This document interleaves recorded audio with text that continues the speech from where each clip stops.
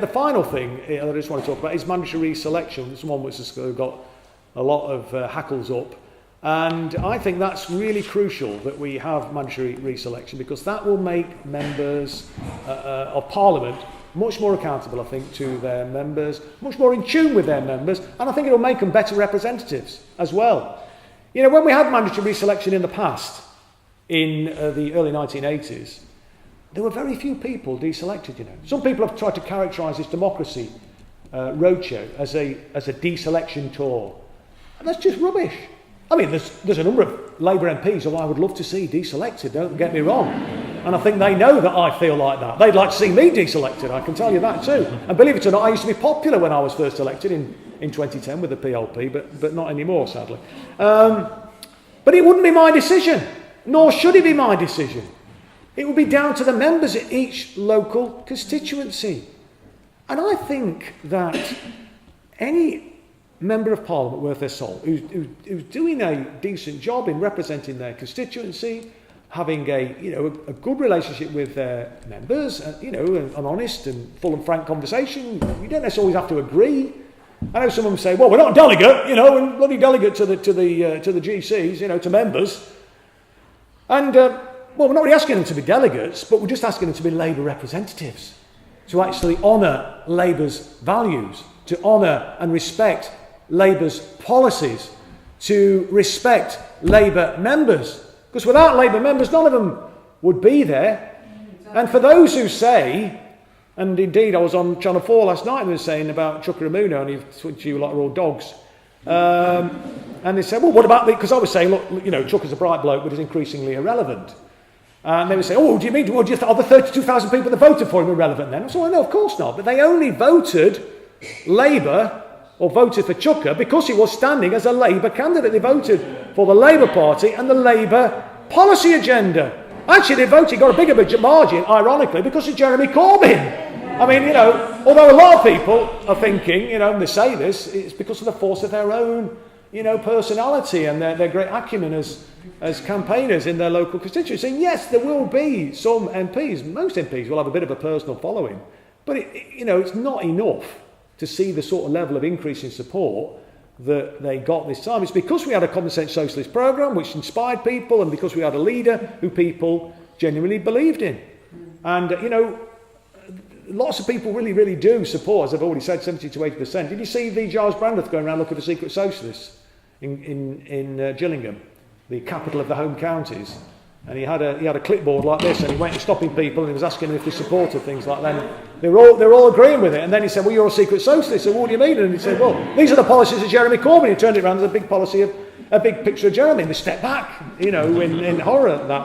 But that gives you an indication, a flavour, that there is real support there for it. So these MPs who think that, it's all about them and what they do as individual, yeah, that will have a role, but, we are collective.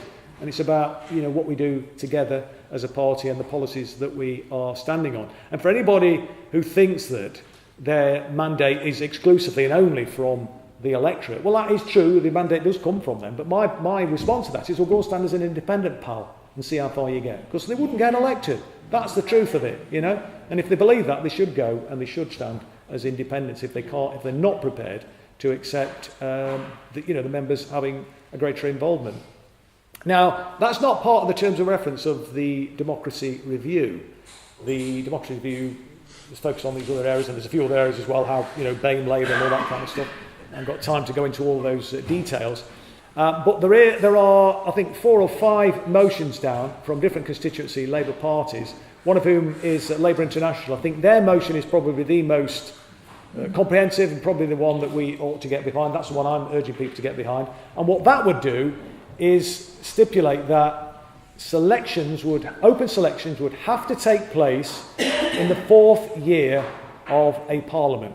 So after 36 months, selection process would have to be started, and it would have to be concluded within 48 months. So in that 4th year, that's when you go through the selection process. And then, people can apply to go on the shortlist, and then the sitting MP, but they're going to be in a strong position because they're the sitting incumbent in that sense.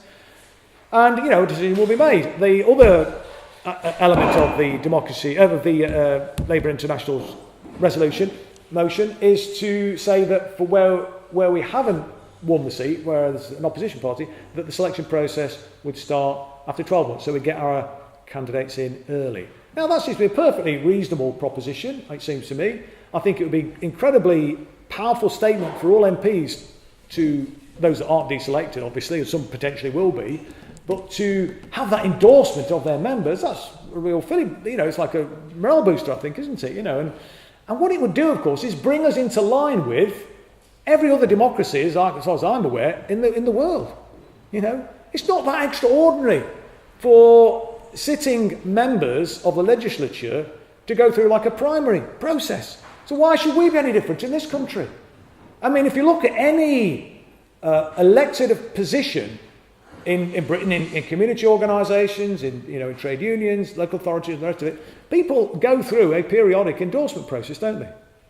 I mean, it's just an annual thing in certain circumstances. Even the secretary, of Jeremy's Allotment Association is subject to mandatory reselection every 12 months. You have the allotment holders marching on the AGM with their hoes and spades and forks held aloft demanding a change. We want a change. We want to elect a new secretary. Well, they don't really do that, but if they did, it wouldn't be a democratic outrage. The secretary wouldn't be standing with his hands on his hips saying, I've been the secretary since 19canteen. How dare you have the temerity to suggest that we should have another secretary? That just wouldn't happen. It's just normal, common parlance. It's just the way organisations of any democratic organisation operate. So I hope that people will get behind mandatory reselection, that they'll get behind all of the democracy review recommendations, so that we can transform not just our party, but we can transform our country for the long term, change the balance of power forever. That's the prize. Like that old protest song from the Deep South, when the civil rights campaigners in the 50s and the 60s were campaigning for civil rights. That song is Keep Your Eyes on the Prize. And so despite all of the opprobrium and the attacks and the smears that we get, we have to stay together. That's our strength in solidarity. Don't be demoralised. Don't give up. Keep going. Just think, we're standing on the shoulders of giants.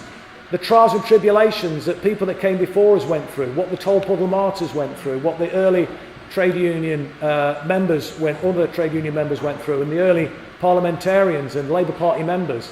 And look what we achieved, 40 odd years, just 40, relatively short period of time. When you get to my time of life, it don't feel that long. After Labour elected its first MPs, we'd founded the National Health Service, the welfare state, and full employment, and improving living standards year on year. That's what we achieved. Labour achieved that. And we can do it again. The prize is a huge one. And we have to keep our eyes on that prize, because, as I say, it's about not just winning an election. It's about changing the course of history. And what I say in these meetings, you're not only grassroots members, comrades, you are history makers. Let's go out and make history. Thank you for listening. Thank you, Paul.